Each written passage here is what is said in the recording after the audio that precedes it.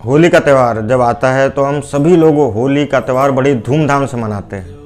तो इस बार होली के दिन देखिए हमारे सनातन संस्कृति जो भी त्यौहार इत्यादि होते हैं, होली दीपावली, इस दिन यदि हम किसी भी प्रकार का उपाय करते हैं तो हमारे जीवन में परिवर्तन अवश्य देखने को मिलता है। यदि आपके जीवन में बहुत सारी परेशानियां और परेशानी का अंत नहीं हो रहा है तो आपको इस होली पर कौन कौन से ऐसे उपाय करने हैं जिससे आपके जीवन में आ रही परेशानियों का अंत हो और आपके घर पर सुख समृद्धि शांति आए। तो आइए जानते हैं सबसे पहला उपाय आपको क्या करना है। होली वाले दिन आपको एक नारियल लेना है, पीली सरसों लेनी है, काले तिल लेने हैं और काली मिर्च लेनी है। इन सबको एक नारियल को लेके एक कपड़े में बांध के और अपने ऊपर से 7 बार जो है उतारना है, पूरे शरीर से नीचे से लेकर ऊपर तक 7 बार उतार कर जब होलिका दहन हो उस समय उस नारियल को उसमें छोड़ दें तो आप देखेंगे कि आपके जीवन से नकारात्मक ऊर्जा का नाश होगा, नकारात्मक ऊर्जा का संचार आपके जीवन में होगा और आपकी सभी प्रकार के विघ्न बाधाएं उस नारियल के माध्यम से होलिका दहन में जल के भस्म हो जाएंगे।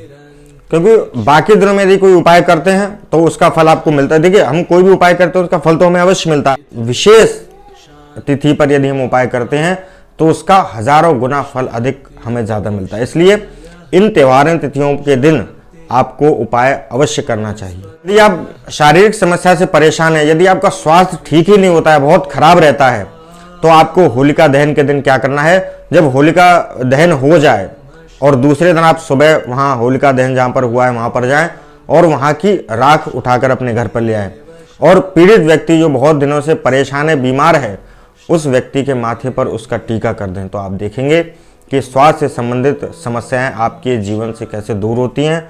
बहुत ज़्यादा परेशानी आपके स्वास्थ्य में आ रही है तो आप देखेंगे इस उपाय को करने से तत्काल आपके जीवन में परिवर्तन आपको देखने को मिलेगा। यदि आप पूजा पाठ इत्यादि बहुत करते हैं, भगवान का नाम जब स्मरण करते रहते हैं, 24 घंटे आपका भगवान का नाम आपके हृदय में रहता है तो आपको किसी भी प्रकार के उपाय करने की आवश्यकता नहीं है। लेकिन यदि आप पूजा पाठ इत्यादि नहीं कर पाते हैं तो आपको उपाय अवश्य करना चाहिए। क्योंकि जो लोग पूजा पाठ इत्यादि ज़्यादा नहीं कर पाते हैं उनके लिए एक उपाय ही एक मात्र ऐसा उपाय सहारा है जिससे कि वो अपने विघ्न बाधाओं से बाहर आ सकें।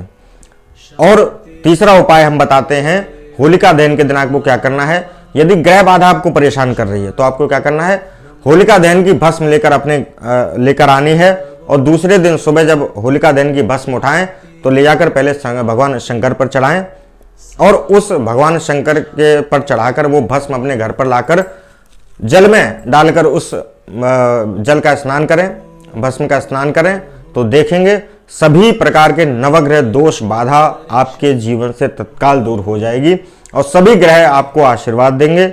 जो भी नकारात्मक ग्रह हैं वो सभी शुभ प्रभाव देने लगेंगे।